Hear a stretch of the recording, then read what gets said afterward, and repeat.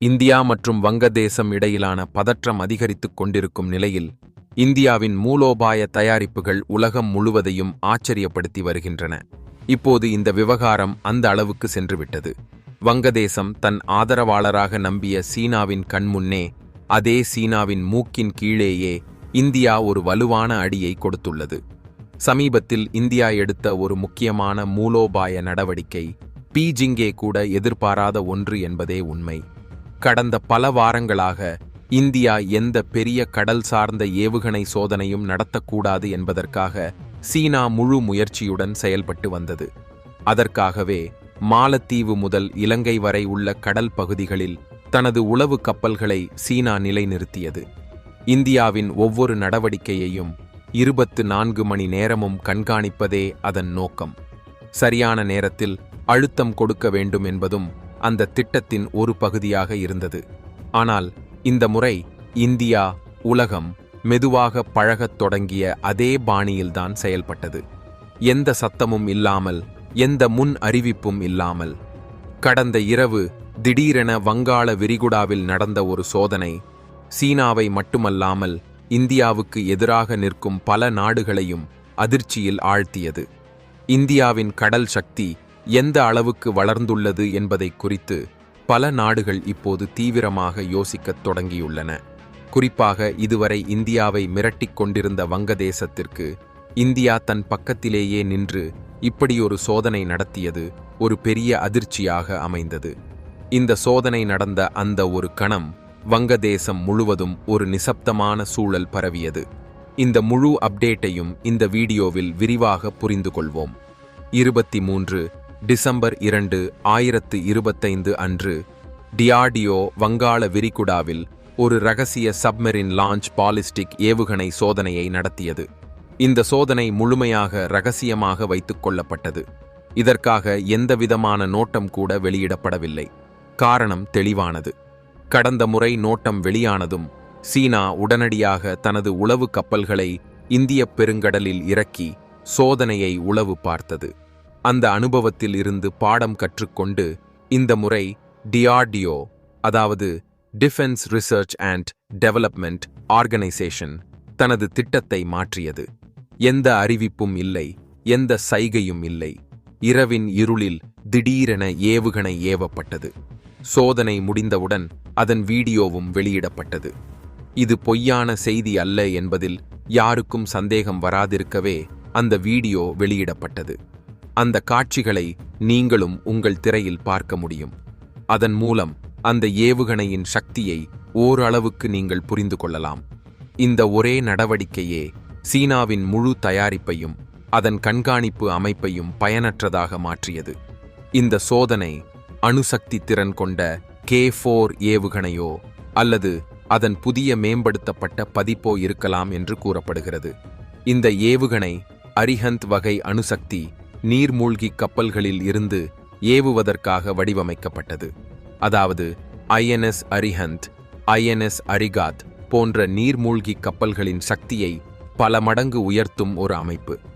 இந்த சோதனை இந்தியாவின் கடல் சார்ந்த அணு 3 கட்ட பாதுகாப்பு அமைப்பை இன்னும் வலுப்படுத்துகிறது.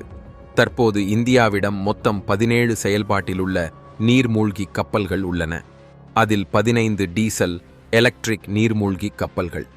மீதமுள்ள 2 நாம் குறிப்பிடும் இந்த நீர்மூழ்கி கப்பல்கள் அணுசக்தி திறன் கொண்டவை. இவையே இந்தியாவுக்கு முழுமையான அணு 3 கட்ட தாக்குதல் திறனை வழங்குகின்றன. அதாவது நிலம், ஆகாயம் மற்றும் இப்போது கடலின் அடியிலிருந்தும் இந்தியா அணு தாக்குதல் நடத்தும் திறன் பெற்றுள்ளது. எனவே வங்கதேசம் அல்லது சீனா போன்ற எதிரிகள் ஏதேனும் ஒரு தவறு செய்தால் பதில் எங்கிருந்து வேண்டுமானாலும் வரக்கூடும். சமீபத்தில் வெற்றிகரமாக முடிந்த இந்த சோதனையின் மிகப்பெரிய அர்த்தம் இந்தியாவின் 2வது பதில் தாக்குதல் திறன் இன்னும் நம்பகமானதாக மாறியிருக்கிறது என்பதே. எதிரி முதலில் தாக்குதல் நடத்தினாலும் கடலுக்குள் மறைந்திருக்கும் இந்திய நீர்மூழ்கி கப்பல்கள் முழு வலிமையுடன் பதிலடி கொடுக்க முடியும். இந்த சோதனையில் ஏவுகணை எவ்வளவு தூரம் சென்றது என்பது இன்னும் ரகசியமாகவே வைக்கப்பட்டுள்ளது. ஆனால் உள்ளக தகவல்களின்படி அந்த ஏவுகணை 4000 கிலோமீட்டருக்கும் அதிகமான தூரத்தை எட்டியுள்ளதாக கூறப்படுகிறது. இது பழைய K4 ஏவுகணை அமைப்பை விடவும் அதிகமானது என சொல்லப்படுகிறது. இருப்பினும் செய்திகளில் இதை 3500 கிலோமீட்டர் தூரம் கொண்டதாகவே காட்டப்படுகிறது. காரணம், அதிகாரப்பூர்வமாக அதன் தூரம் இன்னும் அறிவிக்கப்படவில்லை. அதே நேரத்தில் அதன் துல்லியத்திலும் பெரிய மேம்பாடு செய்யப்பட்டுள்ளதாக கூறப்படுகிறது, இலக்கை தவறவிடாத அளவுக்கு. இதனால்தான் இந்த முழு சோதனை குறித்து பாதுகாப்பு அமைச்சகமும் கடற்படையும் இதுவரை அமைதியாகவே இருந்து வருகின்றன. இந்த சோதனையை ஆழமாக புரிந்து கொள்ள வேண்டியது அவசியம். இது வெறும் ஒரு ஏவுகணை சோதனை அல்ல. இந்தியாவின் மூலோபாய சிந்தனையை வெளிப்படையாக உலகுக்கு தெரிவித்த ஒரு தெளிவான செய்தி. கிடைத்த தகவல்களின்படி இந்த சோதனை செயலில் இருக்கும் அணு நீர்மூழ்கி கப்பலில் இருந்து அல்ல, ஒரு அண்டர் வாட்டர் பிளாட்ஃபார்மில் இருந்து நடத்தப்பட்டது. இதன் அர்த்தம், இது ஒரு சாதாரண பயிற்சி அல்ல, புதிய அல்லது மேம்படுத்தப்பட்ட அமைப்பின் முழுமையான திறன் சோதனை என்பதே.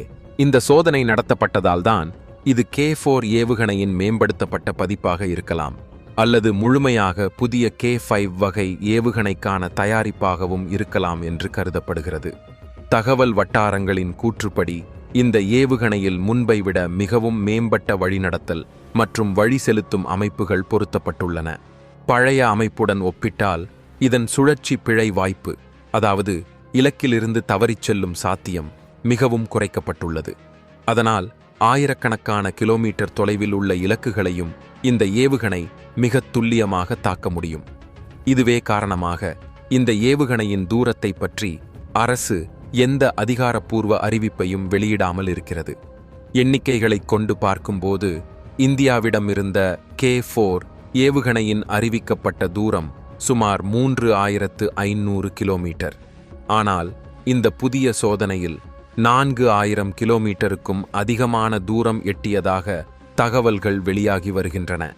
இதன் நேரடி அர்த்தம், இப்போது இந்தியா கடலின் அடியிலிருந்தே சீனாவின் பெரும் பகுதிகளுக்கும் ஆசியாவின் பல முக்கியமான உணர்வுபூர்வமான பகுதிகளுக்கும் சென்றடையும் திறனை பெற்றுவிட்டது என்பதாகும். கவனிக்க வேண்டிய இன்னொரு விஷயம் என்னவென்றால், இப்படிப்பட்ட சோதனைகளை தடுக்க கடந்த சில காலமாக மேற்கத்திய நாடுகளின் அழுத்தமும் இந்தியாவுக்கு இருந்து வந்தது. சுமார் 15 நாடுகள் பல்வேறு சர்வதேச மேடைகளில் இந்தியா இத்தகைய கடல் சார்ந்த அணு சோதனைகளில் இருந்து விலக வேண்டும் என்ற சைகைகளை வெளிப்படுத்தியிருந்தன. இதற்கு பின்னால் காரணம் வெறும் அணு கொள்கை மட்டுமல்ல, இந்து மகா சமுத்திரத்தில் சக்தி சமநிலையும் முக்கியமானது. அதற்கு பிறகும் இந்தியா ஒரு விஷயத்தை தெளிவாக கூறியுள்ளது: எங்கள் பாதுகாப்பு கொள்கை எந்த வெளிநாட்டு அழுத்தத்தாலும் தீர்மானிக்கப்படாது. சீனாவின் உளவு நடவடிக்கைகள் தனியாகவே ஒரு சவாலாக இருந்தன. அதன் உளவு கப்பல்கள் தொடர்ந்து இந்திய கடல் எல்லைகளுக்கு அருகில் செயலில் இருந்தன. ஆனால் இந்தியா நேரமும் இடமும் மிகச் சாமர்த்தியமாக தேர்ந்தெடுத்ததால் யாருக்கும் சிறிதளவு கூட முன்னறிவு கிடைக்கவில்லை. இந்த சோதனைக்குப் பிறகு மிகப்பெரிய பயன் பெறப்போவது இந்திய கடற்படையே. அரிஹந்த் வகை நீர்மூழ்கி கப்பல்கள் இப்போது வெறும் ஒரு தளமாக இல்லாமல் முழுமையான அணு தாக்குதல் அலகுகளாக மாறிக்கொண்டிருக்கின்றன. கடலின் அடியில் மறைந்திருக்கும் இந்த நீர்மூழ்கி கப்பல்கள் மாதங்களுக்கு பலமாக வெளியில் தெரியாமல் எதிரிகளை கண்காணிக்க முடியும். தேவைப்பட்டால் உடனடியாக பதிலடி கொடுக்கவும் முடியும்.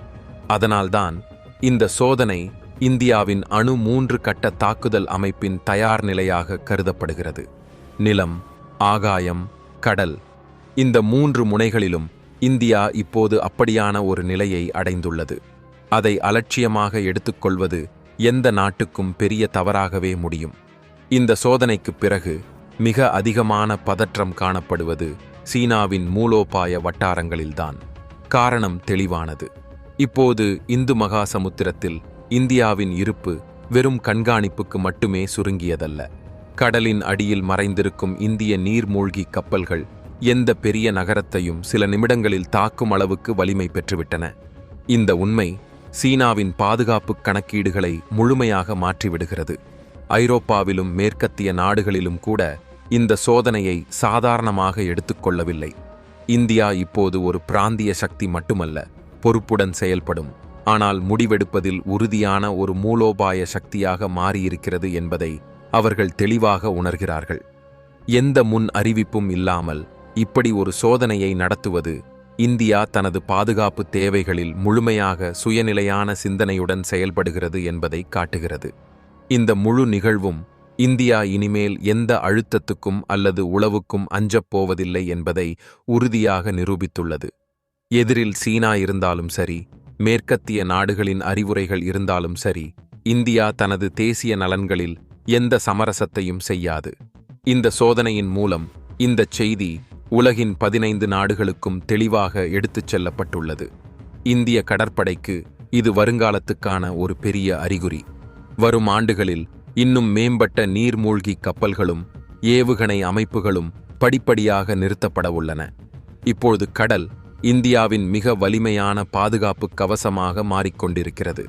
இத்தகைய சூழலில் நேற்று இரவு நடந்த இந்த சோதனை ஒரு ஏவுகணையின் சோதனை மட்டுமல்ல, இந்தியாவின் தன்னம்பிக்கையின் சோதனை என்றும் சொல்வது தவறாக இருக்காது.